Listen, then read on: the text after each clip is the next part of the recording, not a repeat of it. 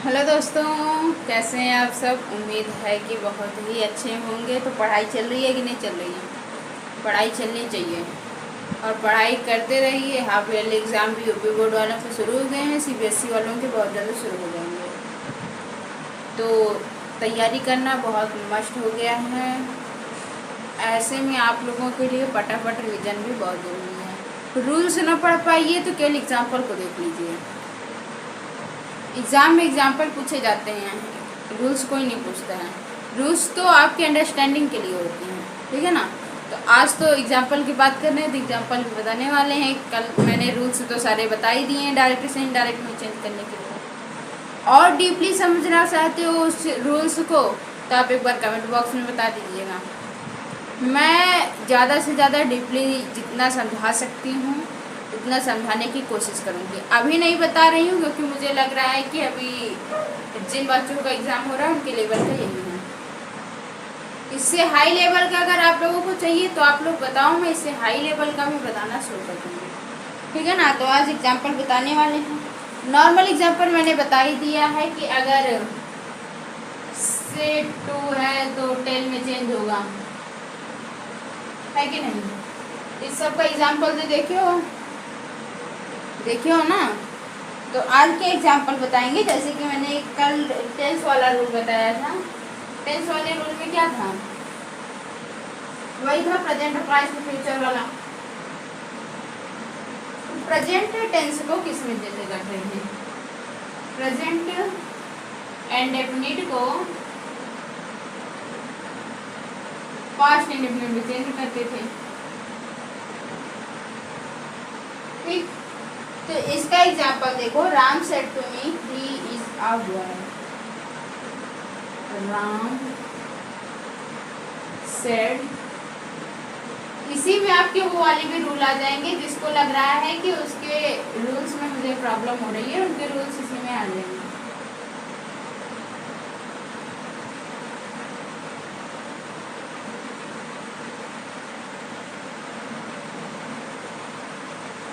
देखो इसको कैसे सॉल्व करोगे। Ram said to me he is a boy. Ram ने मुझसे कहा है कि वो एक लड़का है। लड़का ही होगा, नाम से लग रहा है। ऐसा नहीं है, आजकल तो नाम में भी एक्सेप्शन होने वाले हैं। होता है ना, अब तो नाम में भी एक्सेप्शन होने लगे हैं। कौन लड़का है कौन लड़की है समझ नहीं आता, नाम बोल दें और पता चलेगा नाम जो है वो बॉयज टाइप का है और है क्या लड़की है। होता है ना ऐसा। तो इन्हीं रूल्स को अब इसमें तो नाम के बारे में बताएंगे नहीं, आप लोग बताने वाले हैं जो वो समझो। राम सब्जेक्ट उतर जाएगा। सेड टू मी अगर आपने रूल्स को ध्यान से पढ़ा हो तो चेंज होता है टोल्ड में।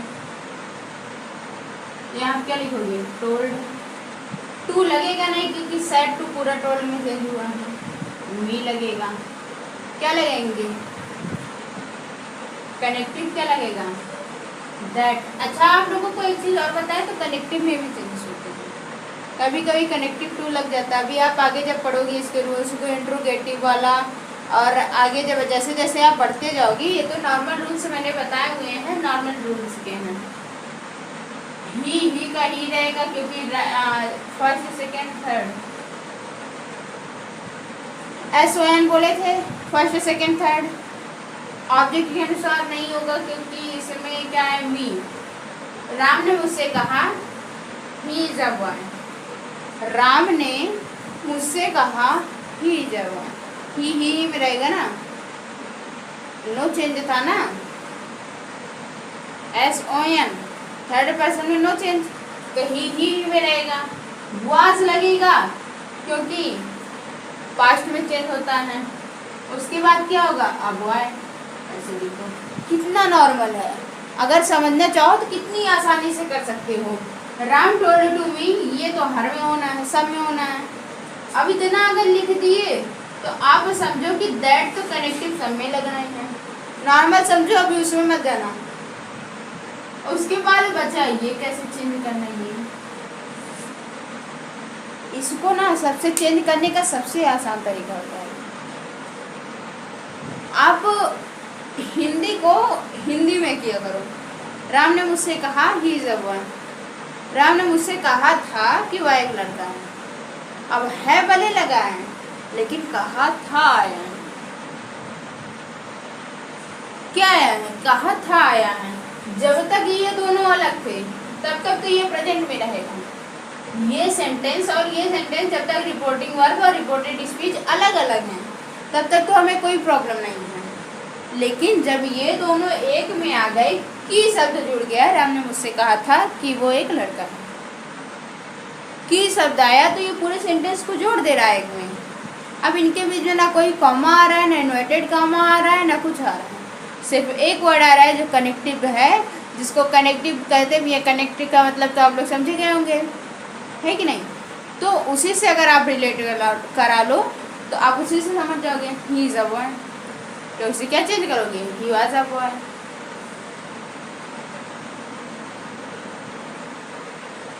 नेक्स्ट है प्रेजेंट कॉन्टिन्यूअस का। नेक्स्ट है प्रेजेंट कॉन्टिन्यूअस टेंस का पास्ट कॉन्टिन्यूअस में। इसका एग्जाम्पल क्या होगा?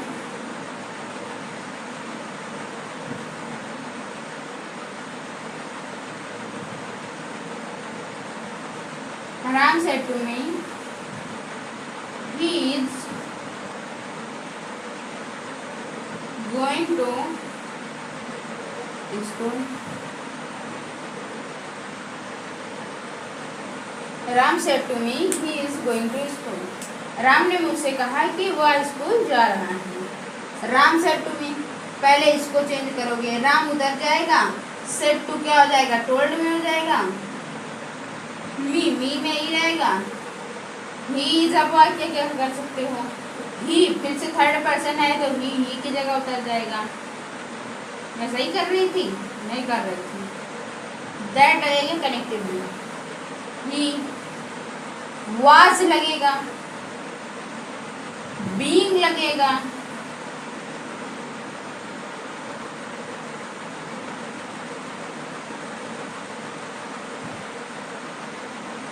अब आप में से मुझे कम से कम 90% बच्चों को पता होगा, लेकिन उसके बाद नहीं पता होगा कि बीइंग क्यों लगाते हैं। होंगे ऐसे कुछ जिनको बीइंग पता नहीं होगा।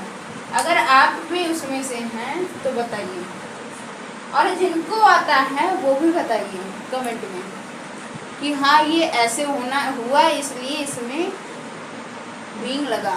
अब पूरे सेंटेंस को आप लिख नहीं सकते हो, लेकिन मेन पॉइंट लिख सकते हो। तो वो रीज़न आप लोग कमेंट में बताओगे कि क्यों यहाँ पर बीइंग लगा डायरेक्ट कर सकते थे। He was going to school. ठीक है, चलिए नेक्स्ट आते हैं। ये हो गया फर्स्ट, ये हो गया सेकेंड, आ रहे हैं थर्ड पे।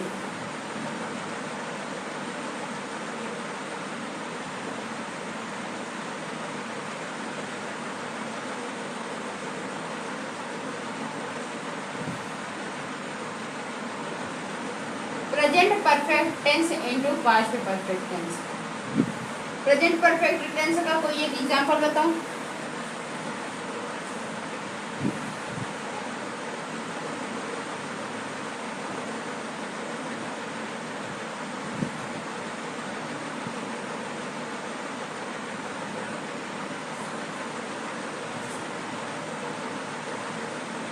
He said to Ram that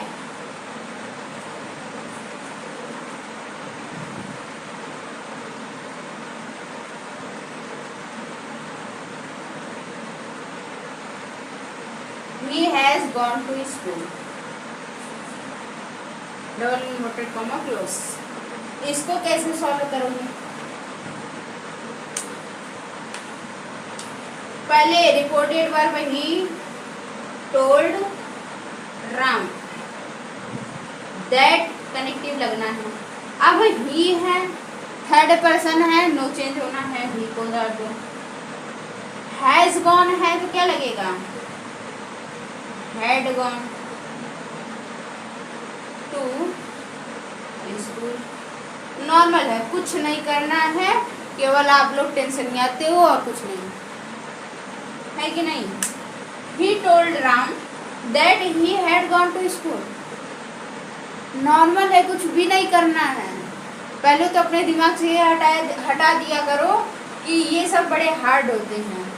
पहले ही आप सोच रखे हो हार्ड होंगे, तो क्यों ना हार्ड हो। अगर आप पहले से सोच रखे हो कि हार्ड होगा तो वो चीज़ हार्ड होने की डेफिनेट मतलब एकदम क्या बताएं।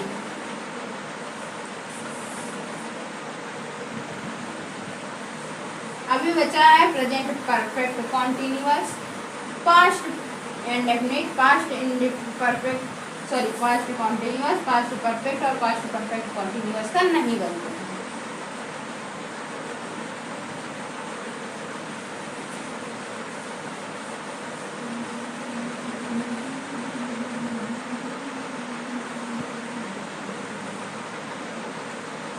Past present perfect continuous tense, past perfect continuous tense.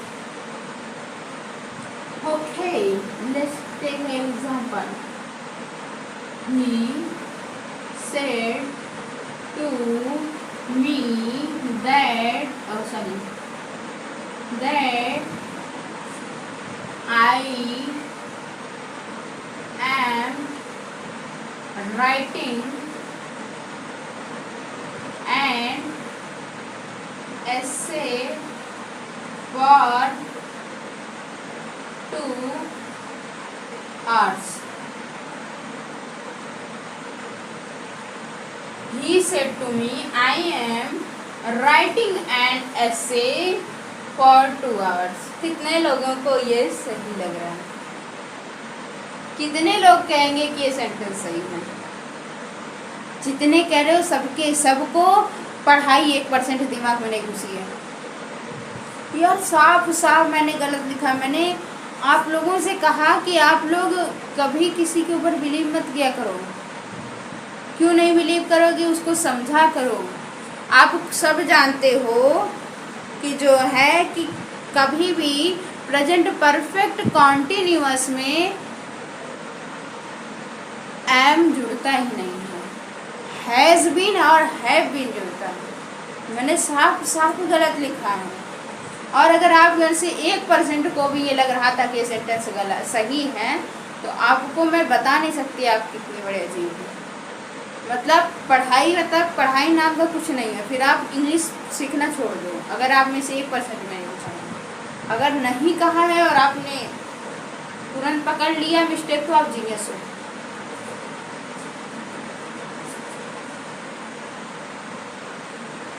यहाँ पे क्या जुड़ेगा? मैं बीच बीच में जानबूझ के गलतियाँ करती हूँ। आप लोग समझो तो सही कि हमारे यहाँ ऐसी गलती हो रही है। कोई टीचर गलती करेगा तो उसको आप बताओगे नहीं क्या सोचते हो कि उसे बुरा ना लगे। और ये हो सकता है कि किसी को उसके बारे में ना पता हो और वो टीचर वाला लिख ले, आप उसका नुकसान करा दोगे ना। आपको पता था फिर भी आपने नहीं बोला, ऐसा नहीं करना चाहिए। अगर पता है तो तुरंत उस जगह पे बताओ। अब ऐसे मत बता देना कि आपने ऐसे गलत लिखा है। नॉर्मल तरीके से कि सर मुझे लग रहा है कि ये थोड़ा गलत हो गया है, नॉर्मल तरीके से बताओ। क्या होगा? नॉर्मल होगा ही टोल्ड मी दैट। क्या होगा? आई जुड़े उतरेगा। आई फर्स्ट पर्सन है, किसके अकॉर्डिंग जाएगा? According to subject. तो क्या हो जाएगा? ही हैड बीन राइटिंग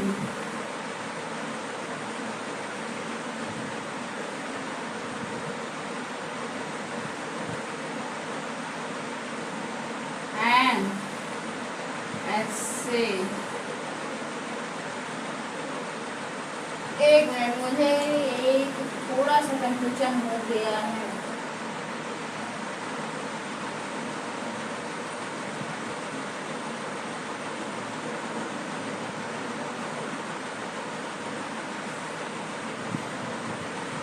सही है। Writing written an essay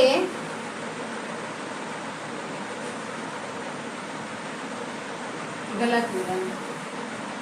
writing an essay for 2 hours। देखो, जब गलती हो ना तो टीचर को मान लेना चाहिए, सबसे पहली बात। अगर टीचर से गलती, कुछ टीचर ऐसे होते हैं कि उनसे गलती हो जाए तो उनकी बेइज्जती ना हो जाए, इस बात को सोच करके वो स्टूडेंट अगर बता रहा है तो उसको डांट देते हैं, है कि नहीं? ये ऐसा नहीं करना चाहिए। अगर आपसे गलती हो, जैसे मुझसे मिस्टेक्स होती हैं कई जगहों पर, क्योंकि मेरा फर्स्ट अटेम्प्ट है, पहली बार पढ़ा रही हूँ तो मिस्टेक होना जरूर है।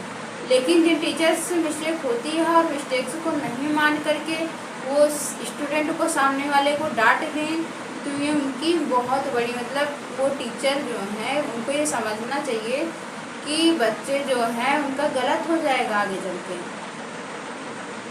वो उस रॉन्ग नॉलेज को गेन करेंगे और रॉन्ग नॉलेज के साथ आगे बढ़ेंगे, और वही आगे चल के अगर वही रॉन्ग नॉलेज उनके दिमाग में रही, उन्होंने कहीं से मान लो क्लियर नहीं कर पाए उस बात को, तो उनके दिमाग में वही रहनी आगे चल के। वो मान लो कोई एग्ज़ाम देने गए या फिर बोर्ड का ही एग्ज़ाम देंगे, बोर्ड का एग्ज़ाम दोगे ना तो वो टीचर तो चेक करने आएगा नहीं,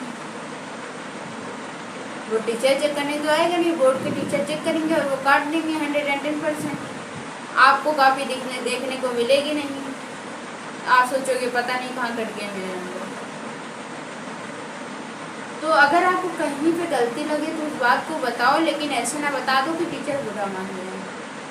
थोड़ा धीमी तरीके से, थोड़ा ढंग से उनसे ऐसा कहो कि उन्हें बुरा भी ना लगे और आपकी बात भी हो जाए, है कि नहीं? बात करने में टाइम जाए। नेक्स्ट है past indefinite into past perfect. Past indefinite into past perfect.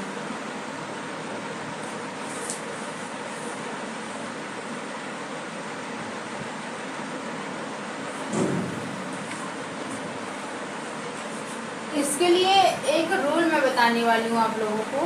Rule यहाँ पे नहीं अप्लाई होगा, हो सकता है यहाँ पे अप्लाई भी हो जाए, ठीक है? आप कई बुक में वो रूल को अप्लाई देखोगे लेकिन आप समझोगे नहीं, क्योंकि मैंने पहले रूल में बताया था कि पास्ट इंडेफिनिट को पास्ट परफेक्ट में बदलते हैं। उस जगह पर अगर प्लेस हो तो आप एक नोट्स बना के, अगर आपने कहीं लिखा है तो ठीक है, नहीं लिखा है तो कोई बात ही नहीं, आप जीनियस हो, माइंड में सेट कर लिए होती ये बात है, माइंड में सेट करना। कभी कभी क्या होता है, पास्ट इंडेफिनिट को, पास्ट इंडेफिनिट के असर्टिव को, एक मिनट, पास्ट इंडेफिनिट के असर्टिव सेंटेंस को पास्ट इंडेफिनिट में ही रहने देते हैं।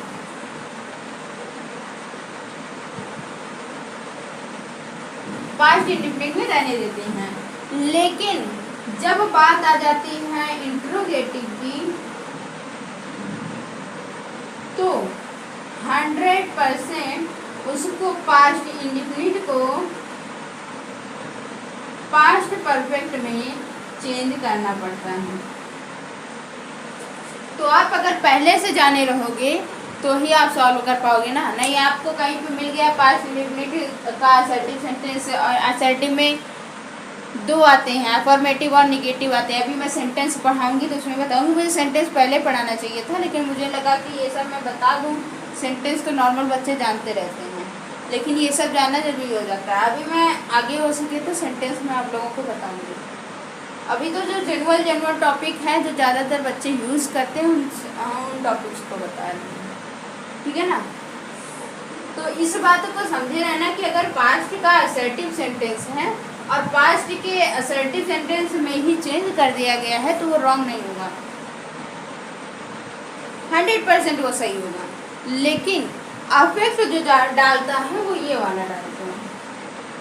अगर आपने इसी को इसी में कर दिया ना तो एग्जामिनर क्या सोचता है, इसको आ नहीं रहा था, इसको जो आ रहा था, जो बताया गया, उसने आसान जो पाया वो। आप कभी आसान चीज़ मत यूज किया करो। और एक छोटा सा, सिर्फ 2 मिनट का टाइम लूँगी आप लोगों का एक चीज़ बताने के लिए। क्या है, कभी किसी सर्विस के पीछे मत भागो करो, कभी किसी सर्विस के पीछे मत भागो। क्या करोगे सर्विस बाकी, इतने काबिल बन जाओ कि आप दूसरों को सर्विस दो, किसी से सर्विस लो नहीं। सर गवर्नमेंट जॉब के लिए अप्लाई करते हो, गवर्नमेंट जॉब पा जाते हो। क्या कभी गवर्नमेंट अगर कहा जाए तो आप एक गवर्नमेंट सर्वेंट हुए, और अगर हिंदी में कहते हैं तो सरकारी नौकर हुए। किसी के नौकर मत बनो। दुनिया इतनी अच्छी होती तो किसी के नौकर बनने के लिए नहीं कहती, मालिक बनना सीखो। हमेशा सबके मालिक बनना सीखो। आप अगर एक को भी अगर आपने जॉब दे दिया तो आप ये समझ लेना, वैसा नहीं कि मजदूरी कराने वालों से कह दो कि आओ खेती काटो, तो वह तो जॉब आप दे ही रहे हो, उसकी कोई वो नहीं। खुद एक छोटा सा बिजनेस, छोटा सा दुकान शुरू करो, उसमें एक आध आदमी को लगा लो। आपने एक को भी अगर जॉब दे दिया तो आप समझ लेना कि आप कामयाब होते हो। आपने अपने बल पे किया है तो गवर्नमेंट जॉब भी आप अपने बल पे अप्लाई करते हो, लेकिन उसके लिए जितना आप एग्ज़ाम देते हो, जितनी आप प्रिपरेशन करते हो, उतना अगर आप अपना ओन बिजनेस शुरू करो ना, तो आप यहाँ से वहाँ पहुँचने में टाइम नहीं लगेगा। अब वहाँ वाला वहाँ में समझ लेंगे। मतलब क्या है, रेंज में है कि आप जिस आदमी को कोई नहीं जानता है, अलख पांडे को कोई पहले जानता था? नहीं जानता था ना, लेकिन अब वो प्रयागराज के सबसे पहले अरबपति बने हैं। प्रयागराज में आज से पहले, इससे पहले, मतलब आज से पहले नहीं, मतलब इनके बाद पहले कोई भी अरबपति नहीं था। अलख पांडे फिजिक्स वाले प्रयागराज के फर्स्ट मिलियनर बने, फर्स्ट अरबपति बने हैं।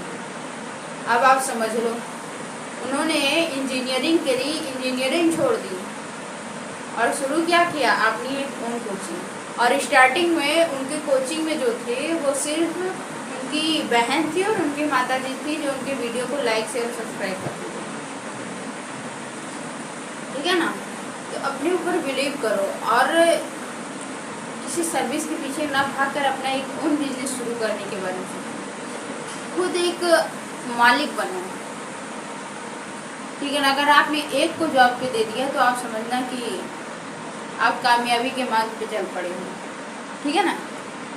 आए अपनी टॉपिक पे, नहीं तो मुझे लग रहा लेट हो जाएगा। ये आप समझ लिए ना। इसको समझ लिए हो तब एग्जाम्पल शुरू करें।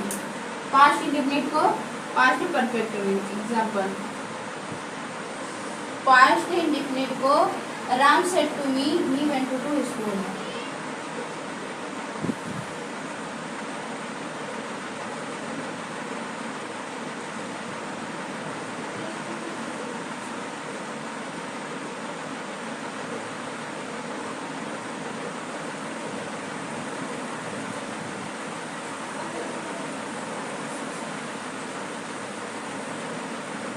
हम जिस स्कूल में पढ़ते थे वहाँ पर जो बसें थी उसके पीछे जो ये स्कूल वगैरह करके ऐसे लिखा नहीं होता है, तो वो स्टिकर से लिखा था। ठीक है ना। तो वो स्टिकर से लिखा था। तो उसमें बच्चे क्या किए, क्या मिटाए थे, कुछ इसमें से मिटा दिए थे, जिसके बाद वो लगने लगा था स्कूल। स्कूल जो था वो ऐसा कुछ, मतलब पता नहीं क्या मिटा था उसमें, मुझे अभी कंफर्म याद नहीं है। उसके बाद वो लगने लगा स्कूल।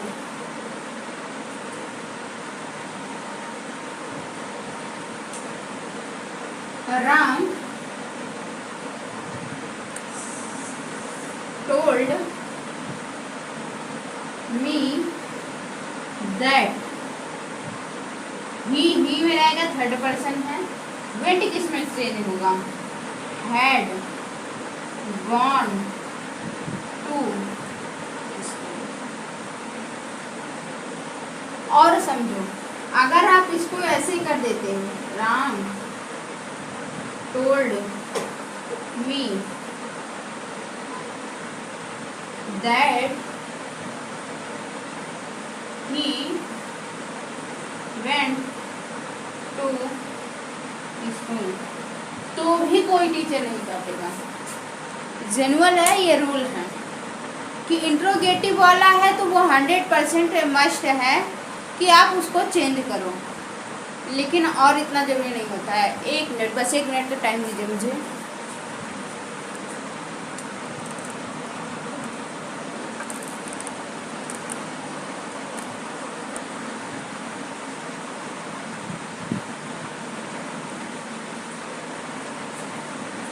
इतना समझ गए हो? अब तो अब बचा क्या है? बचा है पास्ट कॉन्टिन्यूअस। तो पास्ट परफेक्ट कॉन्टिन्यूअस कैसे बनता है, ठीक है?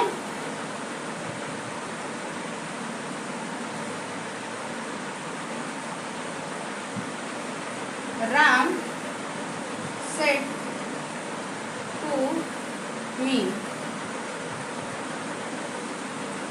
he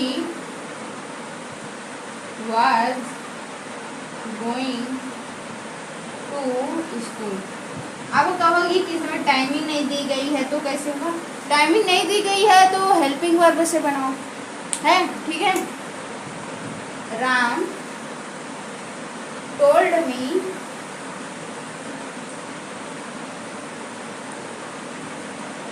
that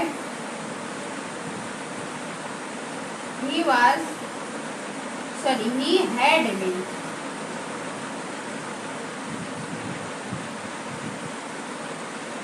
going to school। ठीक, एनी प्रॉब्लम टू एनीवन? अगर किसी को कोई भी समस्या है तो कमेंट बॉक्स में पूछ लीजिए, मैं समस्या को हल करने की पूरी कोशिश करूंगी। अब आगे की एग्जाम्पल जो है, फ्यूचर वाला मैंने एग्जाम्पल के साथ बताया था, अगर उसमें भी होगा तो कल बताएंगे। अब आई थिंक टाइमिंग ज़्यादा हो गई है मोटिवेशन में ही, ठीक है? मोटिवेशन करते करते आप लोगों की टाइमिंग ज़्यादा हो गई है, तो कल बताएंगे आगे का, ठीक है? Thank you so much for watching.